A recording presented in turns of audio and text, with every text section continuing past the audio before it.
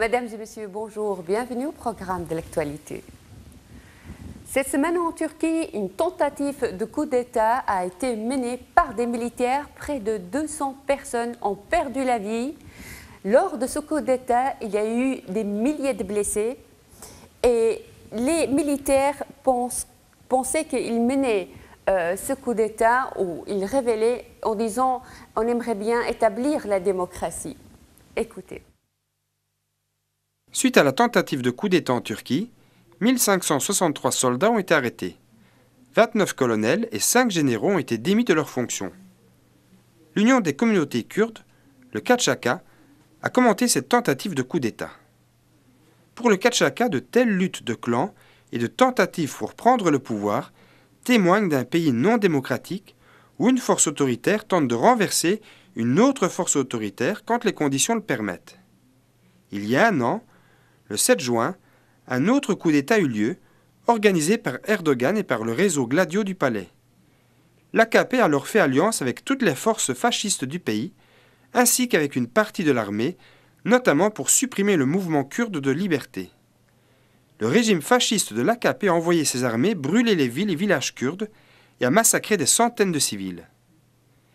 Aujourd'hui, le simple fait que le MAP et les cercles nationalistes s'associent au réseau Gladio du palais révèle clairement que ce n'est pas un problème de lutte entre d'une part ceux qui veulent la démocratie et d'autre part ceux qui s'y opposeraient. Tout ce qui s'est passé cette nuit de vendredi, c'est la tentative d'un coup militaire d'une faction contre une autre faction militaire. Et le KCHK met aussi en garde. Peindre, suite à cette tentative de coup d'État, le président Erdogan sous les traits d'un démocrate est encore plus dangereux que le coup d'État en lui-même.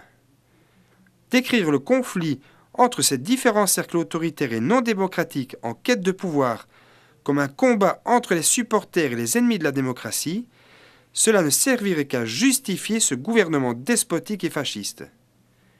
C'est la raison pour laquelle les forces démocratiques ne prennent pas position avec l'un ou avec l'autre des deux camps en conflit. L'emprisonnement de milliers de politiciens du HDP et du DBP, c'est là la trace du véritable coup d'État contre la démocratie qui s'est jouée en Turquie. Cette tentative de coup d'État rend encore plus nécessaire la lutte contre l'AKP, de manière telle à ce que le chaos et les conflits en Turquie finissent enfin et qu'une nouvelle Turquie démocratique voit le jour. Nous allons rejoindre par téléphone Jérôme Bassion, qui est journaliste. Il a vécu 20 ans en Turquie. Il a travaillé d'ailleurs pour plusieurs médias européens. Jérôme Bassion, bonjour et merci d'être avec nous. Bonjour. Quelle est votre analyse? Est-ce que ce coup d'État aurait pu réussir? Alors, je crois que ce coup d'État soulève beaucoup de questions. Tout d'abord, il faudrait dire que rien n'est véritablement surprenant dans ce scénario, parce que cela fait déjà plusieurs mois que personnellement j'écrivais et j'annonçais que la Turquie était dans une telle situation, que les forces au pouvoir s'étaient placées dans une telle situation de confrontation avec, on va dire, les autres forces démocratiques du pays, que beaucoup de gens ont craigné un tel scénario, un coup de force d'une manière ou d'une autre, et une confrontation, possiblement un coup d'État contre le régime, en l'occurrence de M. Erdogan. Mais ce qu'il faut dire, ce qu'il faut vraiment se poser comme question aujourd'hui, c'est est-ce qu'on a eu affaire à un véritable coup d'État, ou est-ce qu'il n'y avait pas là un montage organisé par le président Erdogan ou l'AKP lui-même pour justement justifier une répression dans l'armée, parce que ce coup d'État paraît tout à fait rocambolesque et tout à fait grotesque, et on n'a pas l'impression véritablement qu'une partie de l'armée même, ou l'armée tout entière, ait véritablement cherché à renverser le président Erdogan ou à prendre le pouvoir éventuellement. Beaucoup d'indices sonnent totalement faux et montrent que probablement tout cela n'est qu'un montage, n'est qu'une création, n'est qu'un complot pour justifier en fait simplement une répression au sein de l'armée. Il faut se rappeler que dans les jours qui ont précédé ce soi-disant coup d'État, la presse pro-gouvernementale annonçait un coup de force, justement, une opération au sein de l'armée, soi-disant alliée aux forces de Gülen. Et ce soi-disant coup d'État, qui reste encore à éclaircir dans sa forme, dans sa réalisation, justifie en tout cas que le président Erdogan, le système AKP, le régime AKP, opère justement ce nettoyage au sein de l'armée. Bien entendu, on verra dans les jours qui viennent ce qui va se passer, ce qu'il en ressort, mais une chose est sûre, c'est que ça montre de toute façon que deux choses, soit l'une, soit l'autre, soit les deux, que ce pouvoir est vraiment à court de moyens, est à bout de souffle, manque d'imagination pour contrôler la situation, parce que s'ils ont besoin d'asseoir leur pouvoir et de mener des opérations soi-disant antiterroristes en menant un faux coup d'État, ça montre qu'en fait ce pouvoir est extrêmement faible. Deuxièmement, ça montre quand même aussi que la situation politique en Turquie aujourd'hui est particulièrement fragile et que tout le monde est prêt à peu près à tout. Et ça rejoint ce que je disais au début, c'est-à-dire que tout le monde a cru à ce scénario de coup d'État, qu'il soit vrai ou faux, parce que tout le monde sait depuis déjà plusieurs mois, tout le monde craint qu'un coup d'État, qu'un coup de force d'une manière ou d'une autre prenne place un jour dans ce pays, ce qui montre que ce pays est au bord de l'explosion. Donc la situation, en résumé, est extrêmement volatile, extrêmement explosive, extrêmement dangereuse, et la première chose qui vient à l'esprit éventuellement aussi, s'il y avait une réalité de coup d'État, c'est que les journalistes, la population civile, les forces démocratiques, les associations, toute la société civile est en très grand danger aujourd'hui, à partir d'aujourd'hui déjà, qu'il y ait eu un coup d'État ou pas, parce que la reprise en main, la tentative de reprise en main du pouvoir par la force, par M. Erdogan, ou la prise du pouvoir par certaines forces de l'armée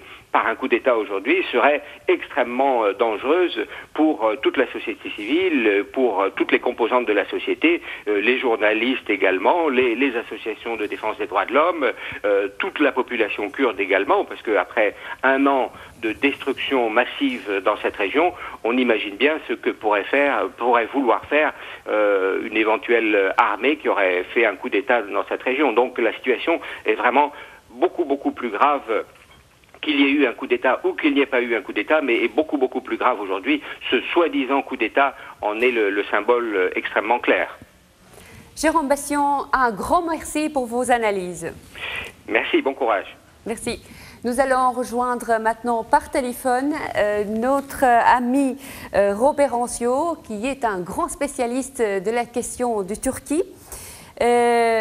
Robert Ancio, bonjour. Bonjour Odile. J'aimerais bien que vous expliquiez par rapport à ce coup d'État, et vous nous expliquez un peu comment vous analysez ce coup d'État. Je dirais qu'une partie de l'armée s'est montrée, disons, hostile à la personne de Recep Tayyip Erdogan. Il n'en reste pas moins que, comme je viens de l'entendre, il est évident que si ce coup d'État avait réussi, ça n'arrangeait pas les affaires de la démocratie en Turquie, et le fait que le président Erdogan lui-même se renforcé de cette épreuve de force avec l'armée, ne présage rien de bon pour la démocratie en Turquie, non plus dans la mesure où depuis disons 2011, le président Erdogan n'a pas cessé de limiter les libertés publiques, de s'attaquer à la liberté d'expression et d'essayer par tous les moyens de museler une opposition qui, malgré tout, ne fléchit pas. Le problème est que cette opposition n'a absolument pas les moyens de s'opposer aux projets antidémocratiques et, je dirais, la connotation dictatoriale du président Erdogan. Donc, que ce soit Erdogan qui l'emporte ou l'armée, c'est de toute façon la démocratie qui est appelée à trinquer le plus. Ceci dit, je crois qu'Erdogan a réussi à gagner son pari en ce qui concerne le renforcement de ses pouvoirs personnels. Et cela semble, disons, correspondre au durcissement de sa politique à l'égard je dirais, du peuple kurde lui-même. De ceci dans la mesure où, par cette politique de durcissement à l'égard du problème kurde, le président Erdogan a réussi à se gagner le soutien d'une grande partie de l'armée, dont il faut rappeler que depuis 2013, il s'est déjà assuré les leviers de commande. C'est-à-dire en donnant au pouvoir politique le pouvoir de nommer le chef d'état-major et les chefs des 4 armes. De ce fait, Tayyip Recep Erdogan a évidemment réussi à se doter, je dirais, d'un soutien militaire qui actuellement lui vient en aide dans un moment crucial pour l'épreuve de force qu'il a engagée contre les forces qui lui sont opposées. Après ce coup d'État, selon vous, est-ce que Erdogan il va vraiment endurcir le pouvoir ou va accepter vraiment le dialogue avec les Kurdes ou avec le reste de la population? Non, je crois que la perspective d'une reprise des négociations kurdes sous un pouvoir Erdogan est tout à fait exclue. Dans la mesure justement où ce durcissement à l'égard des Kurdes lui vaut le soutien d'une grande partie de l'armée, d'une majorité de l'armée, comme cela a été prouvé aujourd'hui. Ce qu'il faut écarter en tout cas, je crois, c'est l'attribution de ce coup d'État ou même une sympathie pour ce coup d'État de la part de Fethullah Gülen. Un grand merci, Robert Rancieux, pour votre analyse. Je vous en prie, avec plaisir. On le sait, le mythe et les services secrets turcs collaborent activement avec le Daesh. C'est ce qui ressort notamment d'un procès mené contre un membre de Daesh à Antep. Cette collaboration a aussi été confirmée par un membre de Daesh qui a été arrêté à Giresupi et qui a fait des révélations. Arsan Chalik a été arrêté à Antep et condamné par la première cour criminelle de la ville à 15 ans de prison.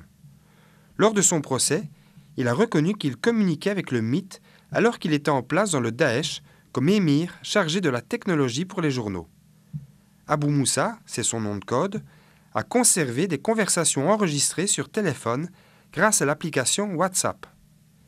Et puis à Giresupi, un autre responsable de Daesh, Savaş Yıldız, a été arrêté par les unités Yapaga lors de l'attaque de la ville le 27 février dernier. Savaş Yıldız a été capturé alors qu'il était coincé sous des amas de pierres d'un bâtiment effondré. Cet homme a expliqué qu'il a été chargé de l'assassinat du directeur du barrage de Karkamış, un directeur qui refusait de laisser passer l'eau en contrebas vers la zone occupée par le Daesh. Le directeur du barrage était aussi accusé d'être un membre du mouvement Gülen.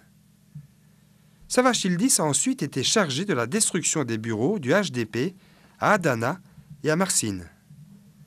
Enfin, Savaş Yıldız explique que dans la ville d'Antep, les bandes de Daesh passent librement vers les zones occupées par le Daesh. Les barbelés sont mis au sol et les gardes des postes sont absents lors des passages. Un autre endroit, constamment ouvert pour le Daesh vers la Turquie, se trouve à Karkamış, à proximité du barrage et de la ville de Jarablus. Concernant l'attaque sur Giresupi, Savaş Yıldız a expliqué que la Turquie avait prévu, sitôt la reprise de la ville par le Daesh, d'y envoyer 4 à 5 000 personnes, tout en provenance de Tchétchénie, d'Azerbaïdjan, de Turquie et d'Europe. Ces pseudo-réfugiés devaient réoccuper la ville juste après l'attaque et ils étaient préparés, attendant sur la ligne frontière que les combats se terminent en faveur du Daesh. Enfin, des détails du projet d'assassinat de Selahattin Demirtas ont également émergé cette semaine. On y a appris que le coprésident du HDP, ainsi que d'autres responsables politiques, notamment Gülten Kisanak, devait être assassiné par des membres du Hezbollah turc en représailles au meurtre de Aytaş Baran, le responsable du groupe islamiste Hudapar. Une dizaine de membres du Hezbollah avaient été relâchés par les autorités AKP dans le cadre de ces projets d'assassinat. Une vague d'arrestations s'est abattue sur les élus et les cadres du parti DPP. Des dizaines de membres du parti ont été arrêtés cette semaine. Parfois, les opposants sont purement et simplement assassinés. Mardi, 9 personnes ont été arrêtées, parmi lesquelles le cobourgmestre DBP de Özalp, dans le district de Van. Le même jour, 6 autres personnes étaient arrêtées à Istanbul et à Erzurum. 25 opposants à l'AKP, parmi lesquels le président de la coopérative des commerçants, Nuri Özden, et des ouvriers de la municipalité étaient arrêtés à Agri, dans le district de Diyadin. Et toujours ce mardi, le coprésident du DBP du district de Karlova, à Bingöl, a lui aussi été arrêté. Mercredi, c'est à Izmir que les arrestations se sont poursuivies. 11 personnes, dont des enfants, ont été arrêtées. À Aydin, un jeune employé de 19 ans d'Ozgurgundem, Zeydan Kaya, a également été arrêté à son domicile par les unités antiterroristes. À Şırnak, c'est un militant pour la paix, Yanis Vasilis Laylali, qui a été emmené de son domicile lors d'un autre raid de la police. Jeudi, les cobourgmestres du district de Mazidagi, à Mardin, ont été relevés de leurs fonctions. On leur reproche d'avoir des responsabilités lors d'une attaque menée par les unités APAGA contre le poste de gendarmerie de Djevlizi. Les combattants de la guérilla avaient pris une auto de la municipalité pour s'enfuir. Une auto qui avait par ailleurs été déclarée comme volée. À Van, la police a exécuté 2 personnes lors d'un raid mené dimanche dernier dans le quartier d'Ajibekir, dans le district d'Ipekiyolu. Et puis on est toujours sans nouvelles d'Urshit Kulter, enlevé par les forces spéciales ce 27 mai. Urshit Kulter était l'administrateur provincial du DBP pour la province de Şırnak. On peut se poser beaucoup de questions sur une compagnie privée de consultance militaire, le Sadat. Cette compagnie est dirigée par des généraux turcs à la retraite. Lors d'opérations de Lice, des barbus, ces réclamants de la compagnie ont voulu brûler 34 villageois. Mais l'officier militaire qui avait procédé à leur arrestation s'est opposé au massacre. La coprésidente du DBP, Seba Tuncel, l'affirme. Des soldats ont arrêté à Lice 34 villageois. Une unité spéciale est alors arrivée, composée de barbus ayant des bracelets avec de l'écriture en arabe. Ces barbus ont voulu brûler vifs les villageois, mais l'officier militaire s'y est opposé. Lors des discussions menées devant les villageois, entre les militaires et ces barbus, il a été question de la compagnie Sadat. Cette compagnie privée a été fondée en 2012 par un ancien général turc à la retraite, Adnan Tanriverdi. Sur le site internet, la compagnie se décrit elle-même comme la première et la seule société qui offre des services pour l'entraînement et le conseil dans le domaine de la défense internationale. Elle se vante aussi de fournir des entraînements pour l'enlèvement, le sabotage et toute autre méthode non conventionnelle de guerre. Parmi les consultants de Sadat, on retrouve des grands noms de l'université, comme par exemple le recteur de l'université Üsküdar, Nevzat Tarhan, ou bien Mehmet Zalka, le vice-recteur de l'université. Déjà en 2012, des députés du CHP avaient demandé au ministre de la Défense, İsmet Sezgin, si la compagnie Sadat entraînait des membres de l'armée syrienne libre, et si la compagnie bénéficiait de contrats avec l'État turc. Aucune réponse n'avait été transmise par le ministre. Maintenant, un journaliste de Cumhuriyet, Jigdem Toker, a mené l'enquête. Il a révélé qu'il y avait bien eu un travail mené entre Sadat et le bureau du président, ainsi qu'avec le Parlement, avec le bureau du Premier ministre, avec les ministres de la Défense, des Affaires intérieures et des Affaires étrangères. À Lice, sans l'opposition de l'officier, 34 villageois auraient été massacrés par ces unités spéciales en lien avec la compagnie Sadat. Voyons maintenant la situation au Kurdistan du Nord. Toute cette semaine, la guérilla du PKK a mené des actions de sabotage contre l'armée de la police turque. Regardez. Partout dans le Kurdistan du Nord, les unités APAGA de la guérilla mènent des actions pour lutter contre l'effort militaire des forces d'occupation turques. Il y a eu des actions à Bazeli, près d'Akari, ou encore dans le district d'Argis, à Van, où un poste dans lequel 80 membres des opérations spéciales étaient rassemblés, a été détruit. Il y a eu des actions à Javizli, près de Mardin, où 40 soldats ont été tués lors de l'explosion de leur base. Il y a encore eu d'autres opérations d'envergure à Shemdinli, à Shukurka, à Ahmet, à Van. Soulignons aussi que les unités Yapasa, Celles qui se sont constituées avec des groupes de jeunes des quartiers soumis aux différents couvre-feux ont fait exploser le dépôt de munitions de la 7e armée à Vannes. C'était dimanche dernier.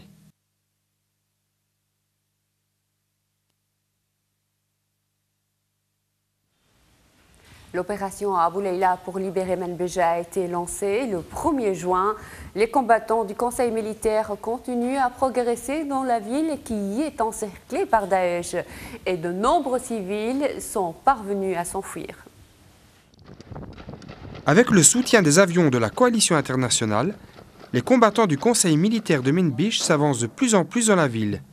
Ils reprennent des quartiers aux bandes de Daesh. Les combats menés sont très violents. De nombreuses mines sont abandonnées dans les quartiers. Il y a eu chaque jour, parmi les bandes de Daesh, des dizaines de morts cette semaine. Lors de la prise d'un quartier général des bandes de Daesh, les combattants du Conseil militaire de Manbij ont découvert des lance-flammes produits par la Turquie et directement envoyés au Daesh par camion. Sur le plan humain, et afin de permettre aux civils de quitter les zones contrôlées par le Daesh, les combattants du Conseil militaire de Manbij ont ouvert ce mercredi un corridor par où 1300 civils ont réussi à s'enfuir. Il y avait parmi ces civils de nombreuses femmes et des enfants, ainsi que beaucoup de blessés. Tous ces civils sont envoyés dans des zones sécurisées pour y recevoir des premiers soins. Un comité de la santé, formé par une douzaine de pharmaciens et de médecins, a été créé ce lundi à l'appel de l'Assemblée civile de Manbij. Ce comité de la santé siège à l'hôpital installé dans le village libéré d'Al-Hayé. Pour tous les habitants des zones libérées, la libération permet peu à peu un retour à la normale. Les habitants peuvent réintégrer leur foyer une fois que les zones sont déminées. Et puis, les agriculteurs peuvent retourner à leurs champs. De l'eau potable et de l'essence pour les générateurs d'électricité sont également fournis par le Conseil populaire de Manbij. Notons cependant que 2 journalistes, Kendall Judy de Hawar News et Mustafa Mohamed de Ronay TV, ont été blessés lors de l'explosion d'une mine alors qu'ils couvraient les combats aux alentours du carrefour Sebi Barat. Des bandes armées ont encore attaqué des villes et villages du Rojava. On a pu l'observer notamment dans le quartier kurde de Sheikh Massoud à Alep. Ces attaques sont menées par Daesh ou par des bandes liées au Conseil national syrien. Dimanche dernier, une attaque des bandes armées liées au Conseil national syrien a visé le quartier de Sheikh Massoud à Alep. Lors des opérations défensives, les unités YPG ont tué 6 des membres de ces différents groupes armés dans le canton d'Afrin, dans les villages de Maranaz et de Djemeli ont aussi été attaqués la nuit dimanche dernier. C'était une attaque des bandes de Daesh menée depuis leur bastion de Jarablus contre la ville de Segler, ainsi qu'une autre attaque menée contre le village de Kadriye, de 23 à 23 km au sud-est du barrage de Teshrin.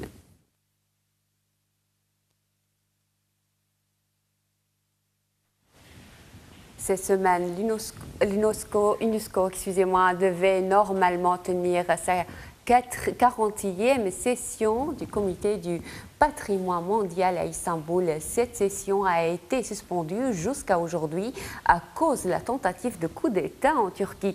Pourquoi avoir choisi à Istanbul? Le choix peut sembler étrange quand on sait que le gouvernement turc contribue à la destruction des sites naturels et culturels qui sont pourtant classés. Un choix qui dénonce une quarantaine d'organisations qui ont décidé de tenir un contre-forum. C'est la crédibilité de l'UNESCO qui est en jeu. L'organisation devait tenir son sommet à Istanbul entre le 10 et le 20 juillet, afin de discuter de ce qui doit figurer dans la liste du patrimoine mondial de l'humanité. Or, le gouvernement turc contribue à la destruction de cet héritage. Que ce soit à Istanbul, les quartiers historiques de Süleymaniye, de la Corne d'Or ou de Sukukule, tous abandonnés à la pression des entreprises de la construction et du tourisme, ou que ce soit encore les destructions de la mosquée de Kurşunlu, de la mosquée aux 4 pieds, d'églises centenaires, des murs de la ville de Diyarbakır, et puis surtout de la destruction du site d'Hasankeyf. C'est pour cela qu'une quarantaine d'organisations, parmi lesquelles des syndicats, des associations d'archéologie, de défense de l'environnement, de promotion de la culture, une quarantaine d'associations vont donc tout ensemble organiser un contre-sommet. Ces organisations réaffirmeront que la protection du patrimoine culturel et naturel ne peut pas se faire par le biais de ces grandes organisations, mais bien par les populations elles-mêmes, par ceux et celles qui habitent sur ces lieux et qui souhaitent en transmettre l'héritage et la mémoire à leurs enfants. Toutes ensemble, ces organisations appellent à la solidarité contre l'UNESCO, coupable d'une indulgence indigne face aux forces du capital et aux forces de la guerre. À Nice, en France, une attaque meurtrière menée avec un camion a tué 84 personnes et il y a des centaines de blessés. Cette attaque a été revendiquée par le Daesh. Elle est condamnée par le parti PYD ainsi que par le KCK, l'Union des communautés kurdes. Le camion lancé dans la foule aura tué 84 personnes. L'attentat a été revendiqué par le groupe Daesh. Les condamnations se succèdent, parmi lesquelles celle du PADA et celle du KCK, l'Union des communautés kurdes. Pour le bureau du parti PADA de Syrie, l'Assemblée générale exprime ses condoléances aux familles et souhaite un prompt rétablissement aux blessés. Le communiqué du PADA rappelle aussi que ces attaques qui assombrissent le monde se poursuivent tous les jours au Rojava. Les combattants Yapaga combattent ces terroristes à Kobani et dans d'autres régions. Et aujourd'hui, les combattants du conseil militaire de Menbich ferment les routes de ravitaillement du Daesh dans les opérations menées dans la région de Sheba. Le parti PADA rappelle encore son appel à augmenter le combat contre le terrorisme.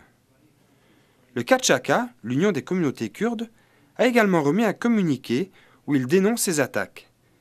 Mais le KCK dénonce aussi ces États qui, dans le Moyen-Orient, soutiennent toutes ces bandes fascistes et les aident même à croître.